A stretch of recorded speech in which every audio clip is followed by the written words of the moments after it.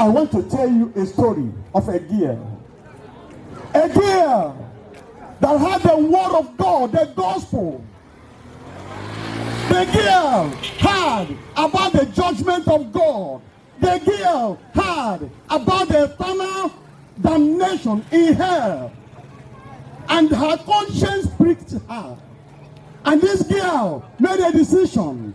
This girl said, I repent. Lord, I come. Jesus, I come. She raised her hand and said, Lord, receive me, a sinner. I repent today. I repent today. Forgive me. That day, the girl made a decision and said, I will follow Jesus to the end. This girl said, I will never go back again. I will never go back again at the early age of her life. And this girl continued to serve the Lord. She continued to serve the Lord in truth and in spirit. This girl said, I will be a professor. This girl said, I will be a doctor. This girl said, I will keep my body. I will keep my body for Jesus. I will keep my body for my husband. I will keep my body serving the Lord in truth and in spirit.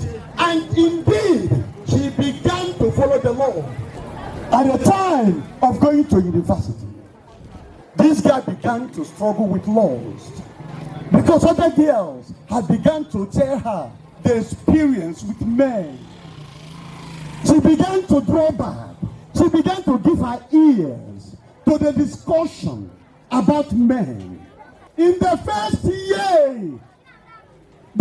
year in the university, many groups in the university, many groups in the campus, they were calling her to come. They were calling her to join their group. Every group is interested in this girl. Every group is coming to this girl. They are telling her, join our fellowship, join our group. This girl said, even in the university, I will serve the Lord. But when the peer pressure became so much on this girl, when the pressure to join the group becomes so much on this girl began to draw back from the Lord. This girl succumbed to the pressure of the people who are calling her to come. And the people are saying to her, this is university. Stop behaving like a daddy's girl. Stop behaving like a mommy's girl. This is university. University is another world. University is a place of freedom. University is the place to express yourself. University is the place your mother is not near to supervise you. University is the place your father is not near to supervise you. University is a free world. They began to tell the girl the reason she should forget her mother, the reason she should forget her father and come in fellowship with them. And the girl said, I have made a covenant with Jesus. I have made a covenant with God that I will serve the Lord to the end. And the other girls are saying to her, I'm a Christian also. My father is a pastor. My mother is a woman leader. But I have come here and I know that I have choice to make. They began to point her to the churches that are sensual. They began to point her to the girls that are living sensual. Though they are Christians, but they are living in immorality. Though they are Christians, but they are living in fornication. They said to the girl that the church she is coming from is an old school church. That she should forget the church and come in fellowship with them. And they began to pressure her. They began to persuade her. They began to call her until the day the girl made a decision and said, I will go. The girl said, I will go. The girl said, I will go. And that day, the girl went to the church where her friends are worshiping. And the girl saw everything was strange to her. Every girl was half naked. The women were half naked. The men were sensual. The pastor's wife was half naked. Everything became strange to her. And the girl said, this is not like the church where I am coming from.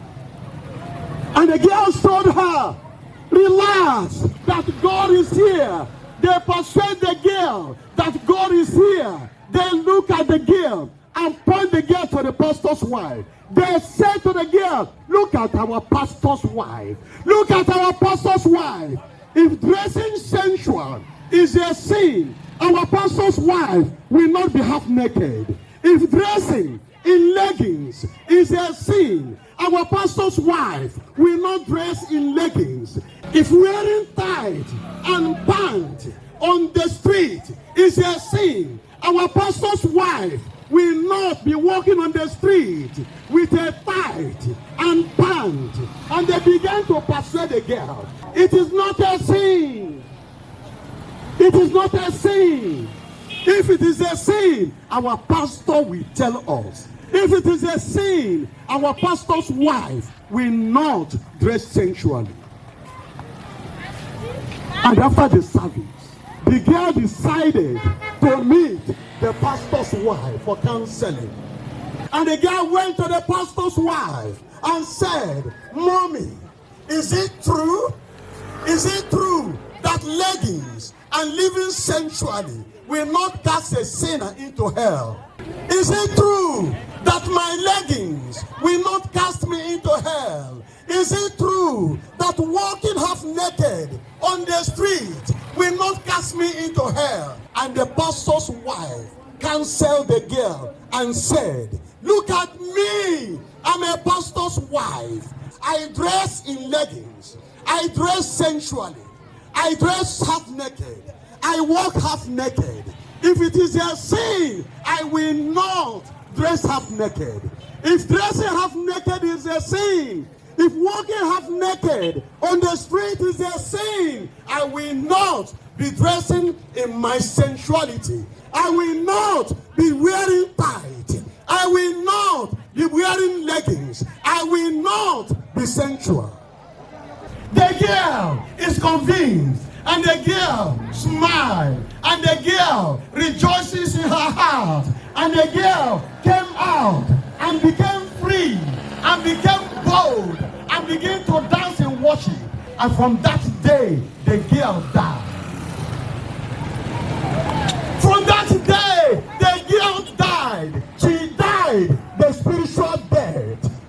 And from that day, she became sensual, walking sensual on the street, walking half naked on the street. She left Jesus and walked away with her friends.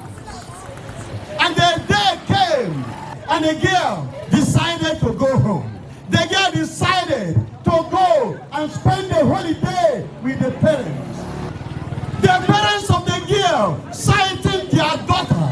The parents of the girl seeing their daughter who left home in the holiness of God. Their daughter who left home in the righteousness of God. Their daughter who left home in the holiness, without which no man shall see the Lord. They saw their daughter in sensual apparel. They saw their daughter coming, walking half naked. The father and the mother cried, looking at the girl. They called their daughter. They said, daughter, what is this? What changed your life? What happened to your life? And the girl looked at the parents. And the girl looked at the mother and father and said, Mommy, what is it? God doesn't look at the flesh. God doesn't look at the outward appearance. God looks only in the heart.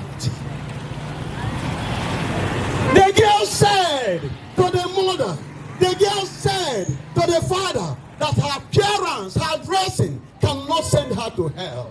That God doesn't doesn't look at what we put on our body.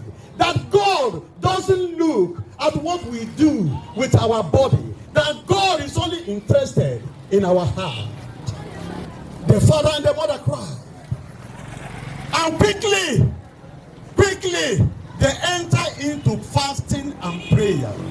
On that day of fasting and prayer, Kate went to the father and said, Father, permit me today. My friends are calling me. My friends has a party. My best friend has a party. Daddy, permit me to go. And the father said, How can I, seeing you dead, seeing you that you have died spiritually? No, you cannot go. We are praying today. We are mourning because you have died spiritually. And the girl went to the mother and said, Mommy, help me to speak to Daddy. Mommy, help me to speak to Daddy. My best friend, today is her birthday. Allow me to go. When I come back, I will continue with the fasting and prayer. And the mother cried. This is the evidence that you have indeed died. This is the evidence that you have died the spiritual death. We are weeping over your soul. We are crying over your soul. And you are coming to tell us to allow you to go for a birthday party. The girl went to the auntie and said, Auntie, help me to speak to Daddy. Help me to speak to Mommy. My best friend, today is her birthday. I want to be at the party. I want to be there. She's my best friend. And the auntie cried and said, Kate, you have died. You have died.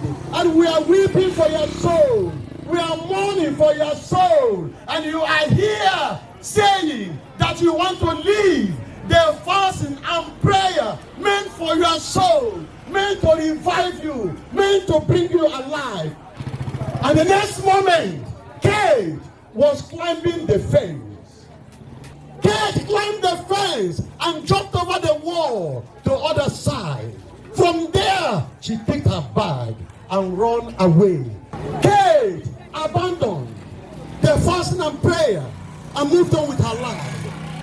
Reaching the place where the friends are waiting for her. And the party is booming. And the people were jumping up. The people were jumping and dancing. The people were rejoicing. The people were drinking. The people were smoking. The people are in high spirit because their friend Kate is in their midst. In the lunch bar, they began to drink again. In the lunch bar, they began to dance. In the lunch bar, they began to smoke. In the lunch bar, they began to mix the drink.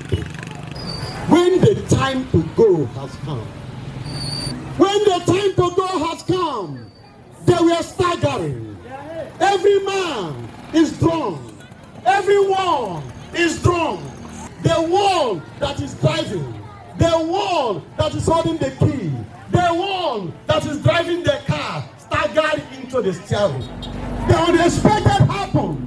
The car went into a trailer. The car smashed under the trailer, and all of them in the car perished. All of them in the car perished. I don't know who is calling you today, and your mother is saying, no, don't go. Your father is saying, don't go. Who is your friend that is calling you tonight? And they are saying, come quickly. There's a party tonight. There is a hookup tonight. There is a party tonight. There is a hookup tonight. And your father is saying, don't go. And your mother is saying, don't go. And your brothers are saying, don't go. Your sisters are saying, don't go. And you are saying, I will go. It is my life. I will go. It is my life. Tonight may be your point of no return. Tonight may be your point of no return.